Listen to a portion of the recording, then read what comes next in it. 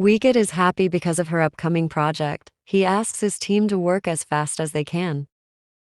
Mirin, however, is absent-mindedly thinking about her plan to resign. Mirin is making hot chocolate for Weekit when Shannon tries to surprise her. Mirin goes to the meeting room, where Weekit is discussing the project and asking his team to do everything to make it faster, but his team and Shannon are not happy about this. Mirin tries to comfort Weekit, but he gets angry and tells Mirin that she will never know how he is feeling right now because she has her mother and grandmother. Mirin cries and walks out of Weekit.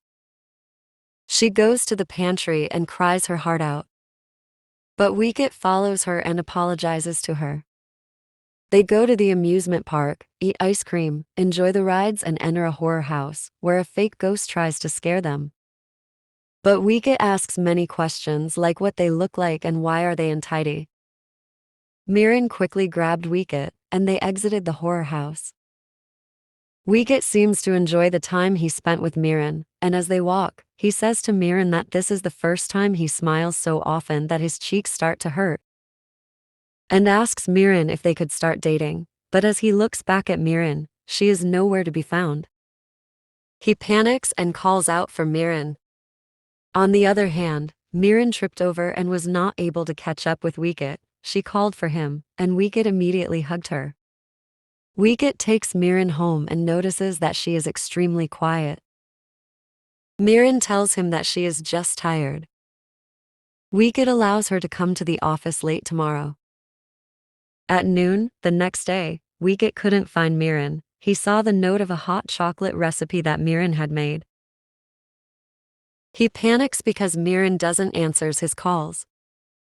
He goes to Shannon's office and asks them if they know where Mirin is, but they don't either. The administration informed them that 2 days prior, Mirin submitted her resignation letter. Shannon also goes off to search for Mirin in her house, but her grandmother doesn't know anything, and Mirin's mother says she respects Mirin's decision. Weekit, on the other hand, goes to the places they recently went to. Lastly, he went to the amusement park, but couldn't find Mirin. Weekit then goes to Big Noi's house and asks her if she knows where Mirin is. Big Noi tells him she doesn't know, but gives him an idea how he could find Mirin. Shannon tries to think of where Mirin might want to go, and he immediately goes to the company's rooftop, but she isn't there. Meanwhile, Weekit remembers where Mirin said she would go when she wanted to be alone, the green bridge along the way to her house, where Weekit also went frequently. Weekit found Mirin there, and he got angry at first, but Mirin hugged him and apologized. Tanya calls Shannon to tell him she's going to his home to meet his mother.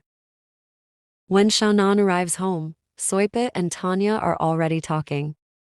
Soipit shows them the picture of Mirin and Nira Ampan. She concluded that Mirin had a motive for entering the company.